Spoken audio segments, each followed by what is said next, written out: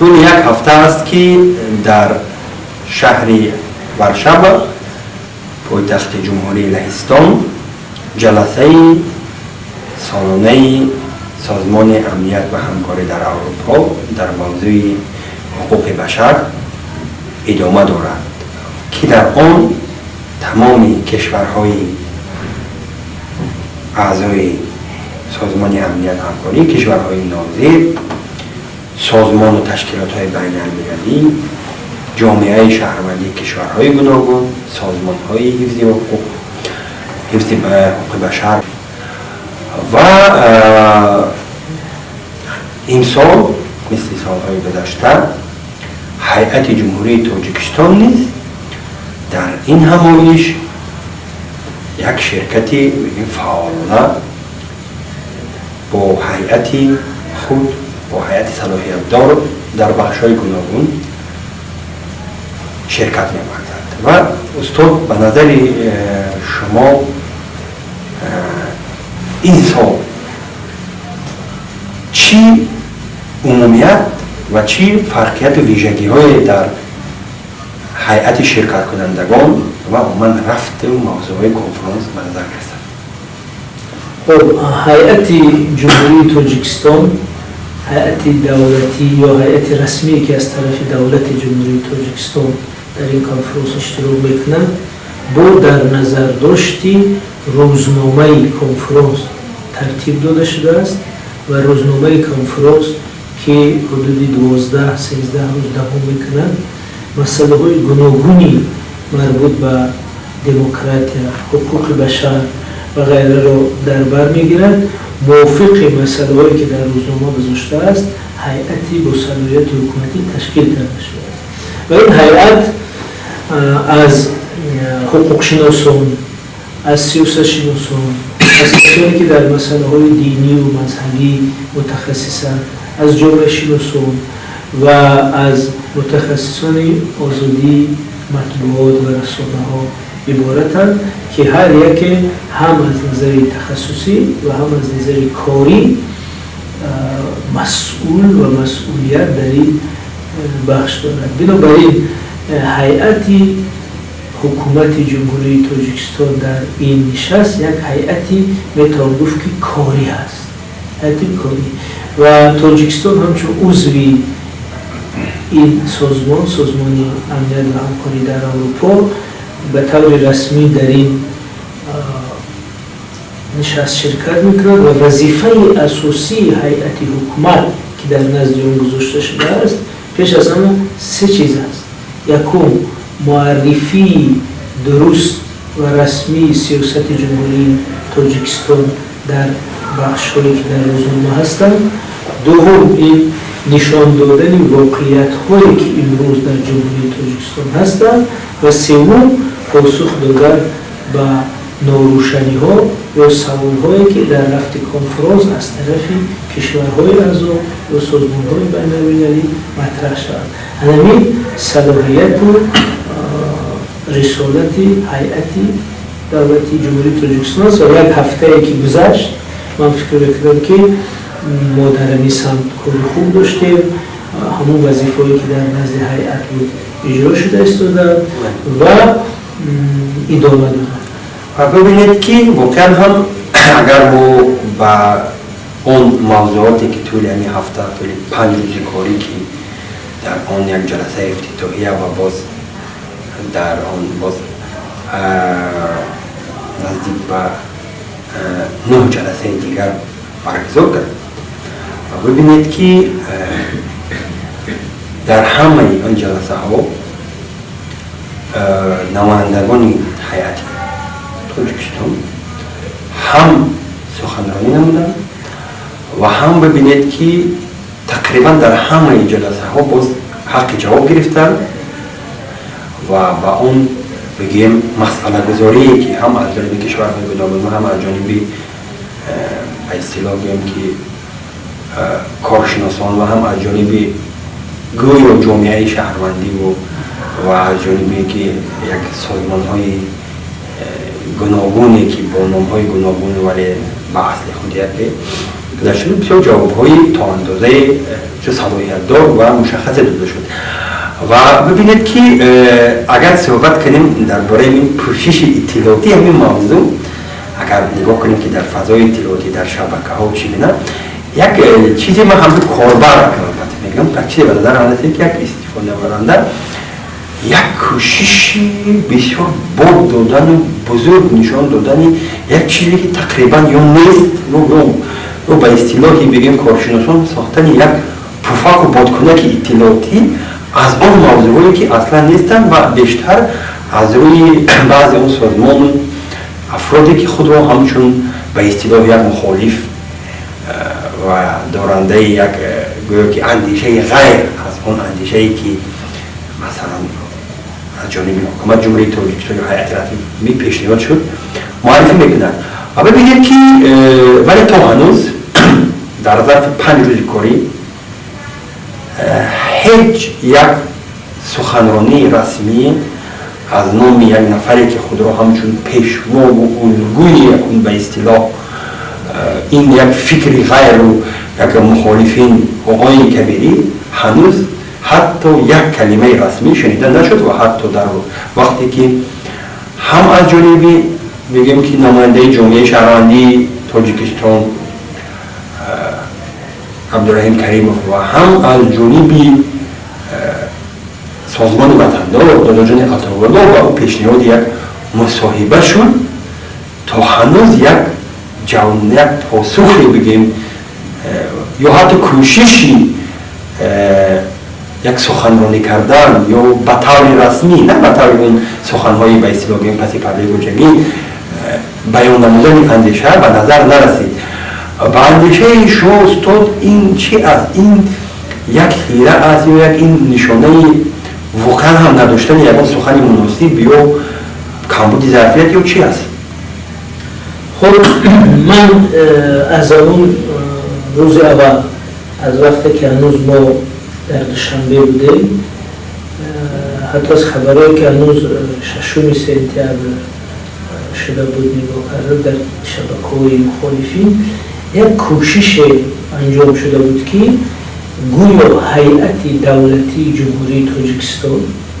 یک هیئتی است که در جواب حضور مخالفین در این کنفرانس اشتراک میکنه و مقصد اون جواب دادن به سوالهای آن و مقصد اون یک مذاکره با این افراد میباشه. ولی هیئت سطحی خود رو همچنان هیئت دولتی نگاه داشت و ما عموما رسالت خود رو انجام دادیم و اون انتظاری اون تیاری ها برای ساختن یکان پروکاسیون یا یکان حالتی که هیئت حکومتی رو با یکان بحث‌های هوشیاری تشکیل شود رخ نداد. بنابراین من فکر میکنم که همین رفتاری بسیار مدنی و با اخلاقانه و با فرهنگانه و بسیار دولتدارانه که از سوی اعضای هیئت حکومت در این کنفرانس باعث شد که همون نقشه‌ای به چالش کشیدن یا به یک فتنه کشیدن هیئت از بین رفت. این خیلی مهم بود زیرا تجربه سالهای گذشته نشان می‌دهد که وقتی که سخن نیست، ایده واقعی نیست، وقتی معلومات واقعی درباره کشور نیست، یگانه کوشش این یگان حالتی ناگوار گذاشتن اعضای هیئت یا به نوا گرفتن یگان لحظه های ناگوار مثلا از خوراک خوردن یا راه گشت یا دستشویی رفتن یا اعضای هیئت عکس گرفتن نوار برداشتن همین را همچون مواد استفاده کردن. همین علاقه نشانه این است که حرف برای گفتن نیست، ولی اگر در برابری سخنرانی ها برآمدهای اعضای هیئت بگذار اگر ما حقوق اشتراک را با چی راه یافته باشند نمایندگانی کسانی که خود را مخالف می‌نامند صحبت ها و فکرهای خودشون را مطرح می‌کردند و به جامعه جهانی می‌گفتند یا به این کنفرانس می‌گفتند نسبت به اون رفتارهای بی‌ادبانه که در حاشیه و در راهرو و در وقت خوراکخوری می‌شود سزاوارتر بود هم برای خود ما هم برای ملت ما فرهنگ ما، زیرا به هر حال ما رو در اینجا همه گونه بحثای ما رو دیگران بحثای توجیکان مینامند. بنابراین من در خلاصه گفتنی هستم که در این صحنه بین المللی، در این جایی که 56 کشور جهان و باز 10 سازمان بین المللی شرکت دارد، ما در نزد اینها یک چهره بی‌ادبانه نشان دهیم، این سزاوار او فرهنگ و جایگاه ملت ما نیست. بنابراین من فکر میکنم که خود همین رفتارهای بی‌ادبانه علاقه نه تنها به خود آنها بلکه به اعتبار ملت ما سزاوار نبود و این چیز در یاد ما میماند همیشه. و ببینید استاد، یک مسئله دیگری که همین در حوزه بحث ها و چی مطرح شد، این حضور جامعه شهروندی تاجیکستان که البته هم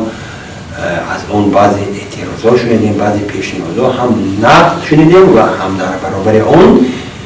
دفاع از امنیت ملی و دفاع از منافع ملی در برابر اون خطر و تهدیدها. و البته این مسئله رو خواستم بسیار به یک مسئله هنگاموی بکشند و با بعضی از اون کاریکاتور سازی و چیزهایی که در البته شبکه‌های اجتماعی در فضای دیدیم. ولی ببینید یک اگر در خاطر داشته باشید، یک جواب بسیار عجیبی هیئت جمهوری آذربایجان بود که من بسیار از اون خوشم اومد. وقتی که جانب ارمنستان نمایندگان جامعه شهروندی آذربایجان رو متهم بر کرد که گویا که این جامعه شهروندی سنی از جانب حکومت ساخته شده و گانگ به اصطلاح انگلیسی نامه، بسیار پاسخ عجیبی شد که گفته گوش کنید، گفتن این نمایندگان بسیار برای ما خوشم بود که نماینده آذربایجان اگر چنده که مثلا ما با مثلا به ساختارهای دولتی خودمون گفتنی‌های داریم،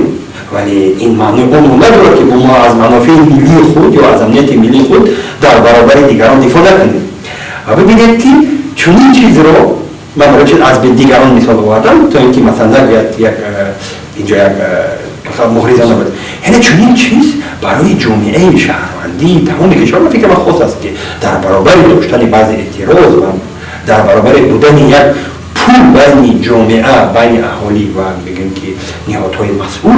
باز آنها شهروند هستند و باید در برابر همه اون خطر و چالش‌هایی که در برابر دولت، در برابر امنیت و منافع اون نیست باید یک موقع داشته باشید. و به نظر شما همین موضوعاتی که برداشتن و عموما ظرفیت و صلاحیت اشتراک جامعه شهروندی تاجیکستان چگونه بود و در مقایسه با بسیار میگم که سالهای قبلی و کشورهای دیگر شما رو چگونه میتونید ارزیابی کنید؟ بسیار تاکید درست است. زیرا ما مثل جامعه زنده، مثل جامعه دموکراتی در داخل بحثای خود را داریم. کسی هست سازمان تشکیلات فرد که با این یا اون ارزش یا با این یا اون سیاست میتواند ناراضی باشد، اما وقتی که سخن درباره مفهوم‌های مهم و کلیدی و بنیادی می‌رود، وقتی سخن درباره دولت، ملت، امنیت ملی، هویت ملی، ناموس ملی،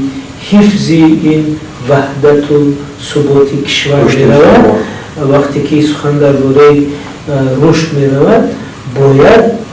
همه ما، هم جامعه شهروندی، هم دولت، هم حزب‌های سیاسی، هم مخالفین در اونجا متحد باشیم. بنابراین شرکت کردن نمایندگان جامعه شهروندی نشانه به نظر من تنتنه این تفکر است که ما گرچه دولتی نیستیم، گرچه ما در ساختارهای دولت نیستیم، اما وقتی که سخن از تهدید به امنیت ملی ما میاد، وقتی که سخن از تهدید به دولت ما میآید، ما متحد هستیم. این پیام است که همه جوانایی را شنیدن. من به خدا که خیلی حتی به من تأثیر خاص گذاشت که یک معلمه دانشگاه آمده بودن با همون لباس تاجیکی، همچنین پرچم تاجیکستان در اینجا راست شدن و صدای زنان، مادران، صدای مردمی عذاب کشیده از او جنگ شهروندی رو به جهانیان رساندن که من قربانی یک شاهد واقعی بودن که من تمام عائله‌ام رو از دست دادم، از دست انمی گروه‌ها. بنابراین من نمونه قربانی همین گروه‌های اکستریمیستی و تروریستی. بنابراین وی خانوم نه سیاست میگفت، نه ایدئولوژی میگفت، نه تبلیغات میگفت، همین خودش، حضور خودش یک ارگومنت یا یک دلیل بسیار استوار بود که نتیجه پهن شدن تفکر افراط‌گرایی چی می شود.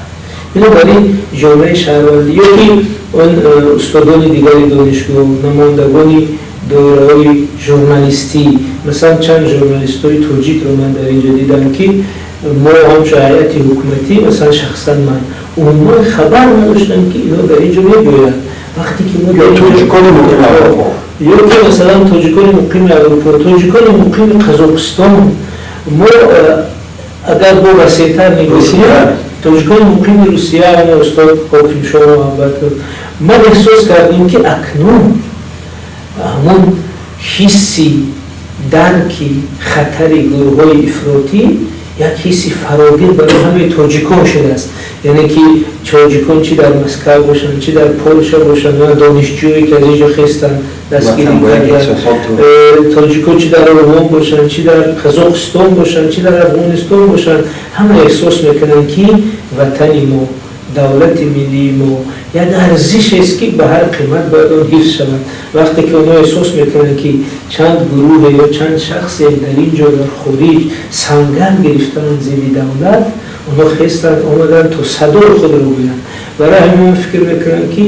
در کنار هیئت حکومتی اشتراک کردن برای جامعه شهروندی و اشتراکی طبیعی و اشتراکی صلاحیتمند اونها یک نماد از همبستگی ملی بود. این بسیار خوب است. بله. و ببینید البته باز یک چیز دیگر که میدونید بحث‌های سیاسی همیشه یک تکنولوژی برای خود، یک بعضی اون چیزهای کمتر به اصطلاح از اون اصولهای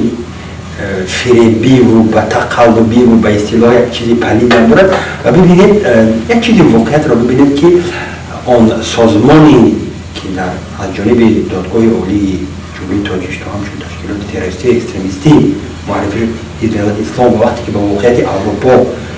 دچار شد و فهمید که با این شعارهایی که مثلا در بین مردم تاجیکستان که مسلمان هستند از یک بگم که یک عنصر حساسی آنها استفاده بود، در اروپا این شعارها کاربردار نمیشد و با یک ریبرندینگ بین خود گذراندن و با نام‌های گوناگون ثبت نام کردن. ولی یک چیزی عجیب دیگر اگر شما استاد پای برده باشید و بسیاری از کاربران من نگاه کردم فضای اطلاعاتی رو پای بردن، آنها سازمان‌های زیادی صنعی آفریدن که حتی نه همدیگر حتی هویت نوع خود رو درست نمیشناسند، در اصل همونی که هستند و این چیز هنگام ثبت نام شدن آنها معلوم شد که اگرچه خود رو از یک سازمان‌های دیگر ثبت نام کردن ولی فراموش کردن باز رفتن از سازمان‌های دیگر برآمد کردن. این نشان داد که اصلا آنها حتی اون هویت‌های صنعی که برای اونها آفریدن اینها اون هویت‌ها رو هنوز خودشون درست درک نکردن و نپذیرفتن. و شما درباره این مسئله یعنی به اصطلاح گویا با وجود آمدن یک جبهه به نام پیمان ملی و اون ظرفیت و صلاحیت این هویت‌های اونها چی میتونید بگید؟ خب من پیشتر گفته بودم با فعالیت و با موقعیت این گروه ها از نظر تحقیقی خیلی نزدیک و آشنا هستیم. من گفتم که در این چیزی که با نام پیمان ملی مطرح داشته ما اون چیزهای نامهای کلام و پرمضمون مثل پیمان مثل ملی اون رو نمیبینیم. زیرا پیمان حالتی می بود که اگر چندین حزب و حرکت واقعی که سابقه دارند، نیرو دارند، کنسپت دارند، برنامه دارند، پیام دارند، با هم متحد شده یک جبهه را میسازند، اون وقت پیمان. ملی طوری که گفتیم یعنی به معنای اگر فراگیری عمومی ملی باشد، به معنای یک حرکتی مردمی فراگیرنده تمام خلق یا اکثر خلق باشد در اینجا نیست. از نظر ارزش‌ها هم که بسیار مشکلات اینجا آمیزش یک چیزایی از سابقه افراط‌گرایی، یک چیزایی از جبهه لیبرالی با هم آمیخته، ولی تا این به یک موقع مشترکی سوخته شده تبدیل میشد که احتمالش هم بسیار کم است. بنابراین این بسیار مسئله جدی است. بنابراین من احساس کردم که اینجا نه پیمان و نه ملی بلکه یک ضرورتی صفر تکنیکی عوض کردن روی کش بوده است. و در خیلی شما درست گفته همون نفرانی که هنوز از حزب نهضت اسلامی باقی مانده بودن اونا همونهایی هستند که همون اندیشه، همون تفکر، همون سطحی فکری یا همون نوع فکری را داشتن. حالا چی به معنای مثبت یا منفی بیم این یک بحث دیگر است، ولی این که اونا به یک سطح دیگری فکری یا به یک نوع دیگری فکری اولوسیا یا تحول نیفتد این یک چیزی دقیق است. بنابراین حتی دل من می سوخت که اونها رو اکنون شما نهضتی نیستید، شما اکنون پیمان ملی افتاد چنین معرفی کردم، ولی طوری که شما گفتید